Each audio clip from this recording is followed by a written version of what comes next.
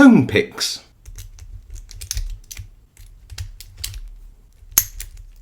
Comb picks.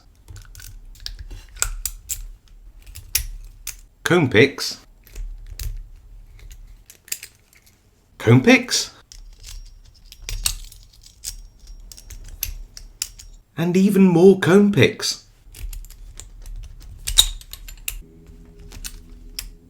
So what are they? How do they work? And as a hobbyist, should you even be thinking about buying some of these? Comb lockpicks are so called because they have teeth much like a comb. It's these comb teeth on the lockpicks that make them so effective in the right lock. A standard pin tumbler has 2 rows of pins. The key pins, which interact with the key, and the driver pins, which stop the lock from opening when the key isn't fully inserted or the wrong key is used. When the right key is inserted, the tops of the key pins all align to what is called the shear line, pushing the driver pins out of the way and allowing the lock to turn. A comb pick acts more like a bypass tool than a lock pick. In this cutaway lock, you can see how the comb goes underneath the key pins, much like a key would, and it operates by not just lifting the key pins up to the shear line, but actually lifting the key pins all the way up past the shear line to open the lock.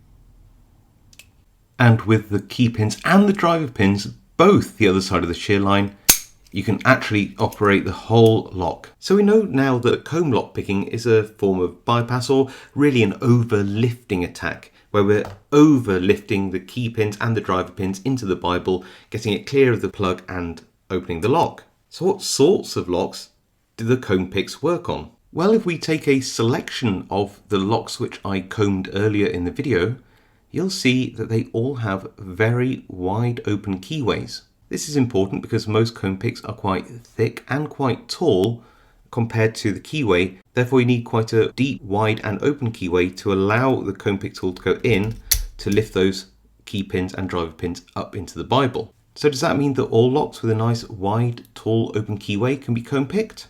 Well, we can certainly put a comb into this lock, for example, but no matter what I do, I can't get it to open. So what's happening here? Well, comb lockpicking is an extremely old lockpicking attack against pin tumblers. So most manufacturers have safeguarded against this kind of attack. Have a look at this cheap Chinese cutaway lock.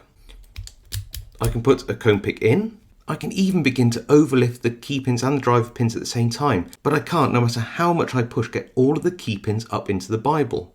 What could be stopping me? Well, just look at the springs above the driver pins in pin positions 3 and 5. They are now fully compressed and they're stopping the comb pick from overlifting the key pins and driver pins from going into the Bible and allowing me to open the lock. So by reducing the amount of space in the Bible for the springs, driver pins and key pins to occupy, that means you can't use comb picks in this sort of lock. There are, of course, other really simple ways that lock manufacturers have employed to stop those comb overlifting attacks. Here you can see 2 nearly identical padlocks in some way. They are sister padlocks. This is a 6550 and this is a 6050. But look how different the keyways are. One of these padlocks has a wide open keyway, wide enough for a comb pick to fit in and overlift the pins.